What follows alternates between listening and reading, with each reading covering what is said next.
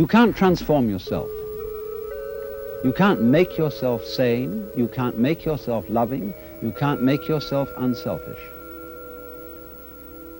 And yet it's absolutely necessary that we be that way. It's absolutely necessary. If we are going to hand over the direction of nature to nature, which is what it comes to, it's absolutely necessary that we let go of ourselves, and it can't be done. Not by anything that we call doing it, acting, willing, or even just accepting things. You can't do it. Why? Because you don't really exist as that kind of a separate ego or personality. It's just an idea based on a phony feeling. So when it comes down to it, it's shocking news for us, for the human race, for our pride. You're only making a mess by trying to put things straight. You're trying to straighten out a wiggly world, and no wonder you're in trouble. So you can't do anything. So you can't transform yourself.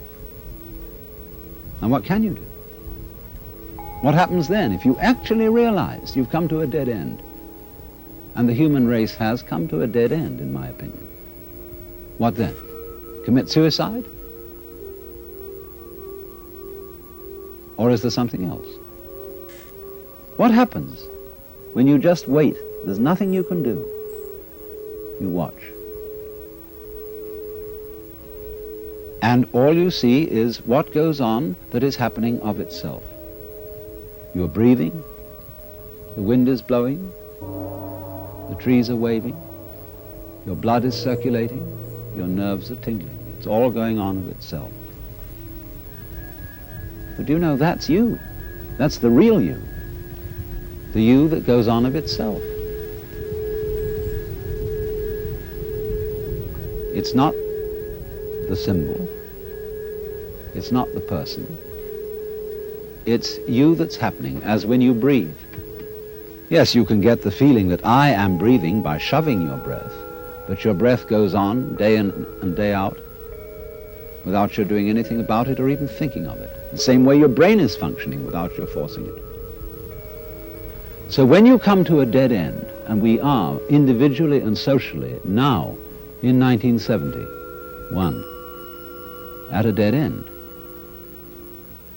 this is the moment of which it is said man's extremity is God's opportunity. Because we have to stop. And when we stop, we find a world that is happening rather than being done, being shoved. And that happening, as distinct from doing, is our fundamental self. And our fundamental self is not something just inside the skin. It's everything around us with which we connect. When you look out of your eyes at nature happening out there, you're looking at you.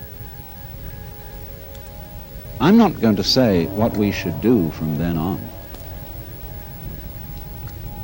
but simply that before we think of doing anything in this critical situation, we realize the completely illusory nature of the beings that we think we are, and get back again to the beings that we really are, which includes all this outside world, no longer left outside.